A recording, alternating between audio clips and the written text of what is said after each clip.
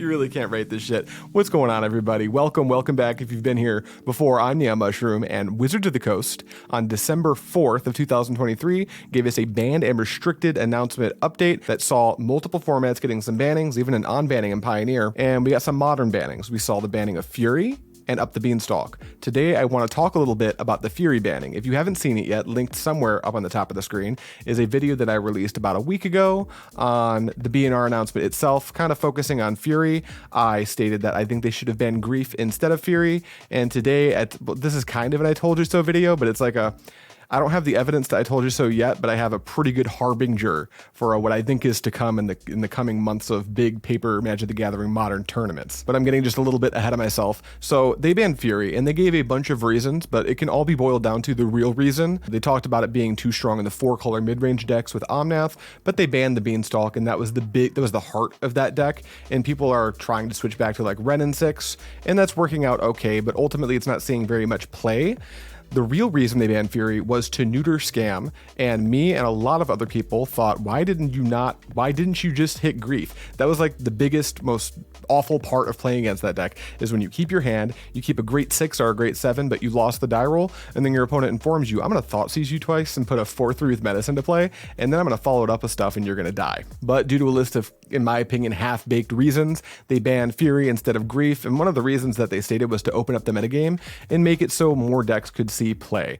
Recently, over this last weekend, it is currently December 12th, doesn't really matter that much. Over the weekend, we saw the first gigantic Paper Magic the Gathering tournament over at LMS Barcelona, and the event that I'm speaking on specifically, the Grand Open Qualifier, and this was a 702-person paper event, like I said, over in Barcelona, and we'll get into the top 8 metagame breakdown in a moment here, but spoiler alert, it was just won by Red Black Scam, and I cannot pronounce this person's name. I can't pronounce, I just got the hang of my name, so I'll put it up on screen so you can read it. If you know how to pronounce it, give me the phonetic pronunciation in the comments so I could know how to. I tried Googling how to pronounce his name, and I can't do that with my tongue. But taking a quick look at this list, obviously Fury's banned, and here we have it. A Scam deck with no Furies. And for anyone who was wondering before, yes, it's just red-black. There's none of this Orzhov garbage that people have been talking about online. It's not Dimir, although I have seen some Dimir Scam decks succeeding in Legacy, but we don't talk about that on this channel for the most part.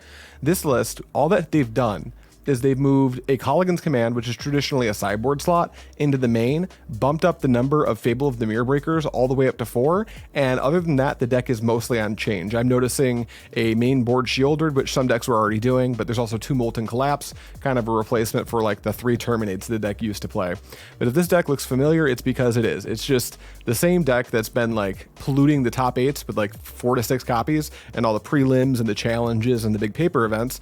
Here it is again, the first event right after the banning. I'm going to get into what I think this means in a moment, because there's some arguments happening on specifically X, formerly known as Twitter, that I do want to address. Not arguments that I'm engaging in, arguments that I'm watching happen between players that I know and good players I don't know but want to, and we'll address that briefly in just a second. But this list is I believe that they went 15-2, and while I'm not necessarily hating on a deck winning a event, because this is the only copy in the top 8, and like I said, we'll get into that in just a moment, but this is kind of crazy. We just got the banning, and first place looks like nothing's changed except for maybe you can play creature decks. Oh, but wait. All right, let's go ahead and take a look at the top 8 results before I start to formulate my opinion and then throw it at you on the internet, because that's what us YouTubers do. This is the top 8 of the Grand Open Qualifier at LMS Barcelona, and you'll notice that, and this isn't in the exact order it's supposed to be, because I believe this is right after the Swish portion is when these results would have been posted. So even though it says top 4 Rakdos midrange, this is actually the deck that the deck that I know was first place after the event was finished. But we see just one copy of Team of Rhinos, and then we have Amulet Titan, Living End times 2, Murktide, Golgari Yawgmoth, and that appears to be everything. I'm sorry, Living End times 3.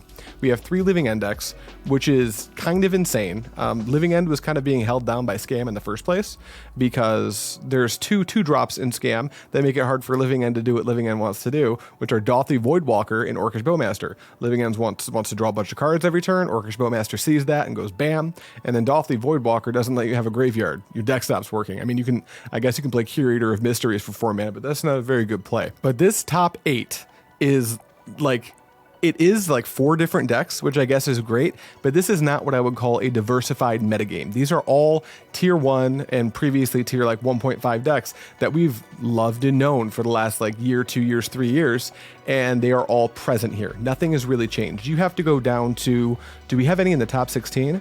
No, the closest thing we have to like a creature deck in the top 16 is Domain Zoo. So everyone who's wanting to play like elves, fish, goblins, and they thought that their time was now because Fury was gone, there are like, I think all the Furies in this top 8 are going to be between just the Rakdos mid-range deck and all of the Rhinos decks, which there are a few. Once you get into the top 16, there are quite a few more copies of Temur Rhinos. And these are the decks that would have played Fury, but there's just no Fury in the format anymore. And this top 16 is more or less what you'd expect. We've been seeing Domain Zoo in top 16s and top 8s for the last year anyway, because that deck is actually like a fairly strong tier 2 strategy. But Neon Mushroom, what are you getting at? This is what they wanted, right? They definitely did mention that they wanted to diversify the format and make it so there weren't like 4 to 6 scam decks in every top 8, and it appears that they have achieved that. Now, I want to go a little bit deeper. This might be a little bit deep for a YouTube video, I'm not sure. For anyone who wants to peruse these analytics for themselves, I've left links to this matrix that we're looking at for the win rate matrix for all the decks that we're seeing at the event, as well as the top 8. All of that will be available in the form of links down in the description. This is the matrix showing the most popular decks at the format. Well, really all the decks if you scroll down far enough. And their win rates versus different matchups and just overall. The top played deck is Temur Cascade, which makes sense. I believe that when I put up the video on they banned Fury and here's what's going to happen to the format, I mentioned that Golgari Yawgmoth and Temur Cascade would get very good. Living End and Mono Green Tron, Amulet Titan, it all makes sense that these are seeing a ton of play because a few of these decks were preyed on very heavily by Scam. And then there's Izzet Murktide. So again, seems like there's a lot of diversity. The big bombshell, and this is, I've seen people using this as an arguing point to the contrary of what I'm about to say. There were 4 total Scam players at this event. 4. And one of them won the event. And what that tells me is that if 25% of the Scam players got first place at this event, then people were just too scared to play Scam because this event is like the first one after the ban announcement, and not everyone had a ton of time to test. And I'm willing to bet that not everyone wanted to just start testing Scam like crazy because, well, there's some people who are pretty pumped that Scam's gone and they can try different strategies. And if you scroll down, you will start to see like some creature-y decks like Jeskai Wizards, Grixis Death Shadow. Really not many of them though. Martyr Life, Orzhov's Stoneblade, which I bet is doing Scam stuff. And then you have a group of people that just like thinks the deck is completely dead, which is understandable. Fury was a very strong strategy. However, this pilot finished their day with a 15-2 record. And looking at the metagame breakdown, I don't personally have access to the whole tournament path. I don't know if that's available. If it is, show me how to get there. Comment me or find me on Twitter, links in the description. But after going 15-2 in this event and winning the event through this top 8, which actually has some matchups that are supposed to be traditionally poor for Scam, like Temur Rhinos, I think this might mean something for the future weeks and months, so probably strap up your boots and get ready for this. And by the way, if any of this, I don't know how this is coming across, it's like past midnight, I just wanted to record this video before recording some. Max is coming over to the studio tomorrow, we're gonna get some gameplay for you. But this is no shade. If it has appeared that there's shade, there is no shade to the pilot. I have nothing but good things to say about taking down this event at LMS Barcelona. That's a fantastic achievement. This is more so Scam is just good enough to get the job done.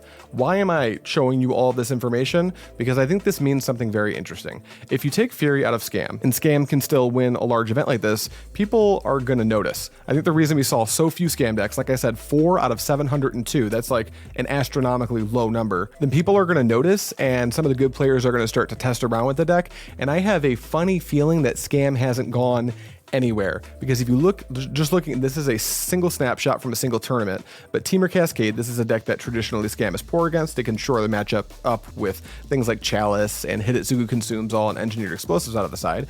But Temur Cascade, that's a bad matchup. Mono Green Tron, they Blood Moon that deck. Golgari, as I understand it, that matchup can be a little bit wish-washy from both sides. I don't play either deck, to be 100% transparent, but Scam takes down Amulet Titan most of the time. Murktide can be a grindy matchup. I'm pretty sure they just slam Living End. Hammer Time, I think, is one of the decks with a good Scam matchup, but Scam, even without Fury, probably has a similar matchup to everything that's still being played, like super highly at all of these paper events. And after this event, I think people are going to start picking Scam up, and we're going to see a lot of Scam. I see some comments on the internet. The Zeitgeist seems to, or some of the Zeitgeist seems to think that it's going to see play, but only to an average extent, you know, with average results. And I have to disagree. After seeing this first place win, and after seeing how the list looks, I'm afraid that WotC has not accomplished what they set out to accomplish, and I'll explain why. A lot of people have DM'd me and talked about, what about Orzhov Scam? And Orzhov Scam is interesting because you get Ephemerate and Solitude. What about Dimir Scam? And that's interesting because there's a whole Tishana's Tidebinder thing, and you have blue, so you're a counterspell deck. But the thing about Scam that a lot of people just refuse to acknowledge is that, yes, getting Grief Scammed is awful. Yes, getting Fury Scammed was awful. But Scam was a good deck because Magic has some parallels to chess, right? And like all the best decks have like a set of powerful openers that they can use to open a game. And Scam has a critical mass of stellar openers, whether it's Thoughtseize into Dash Ragavan, Nut Check with Ragavan, the double Ragavan hands where you play Ragavan, get it removed and dash it, the hands where you Fury Scam, the hands where you Grief Scam, and follow it up with Dolphy Voidwalker into Fable of the Mirror Breaker. All these openers are nuts, and it's one of the reasons the deck is so good. And even without Fury, you have access to a ton of these openers still.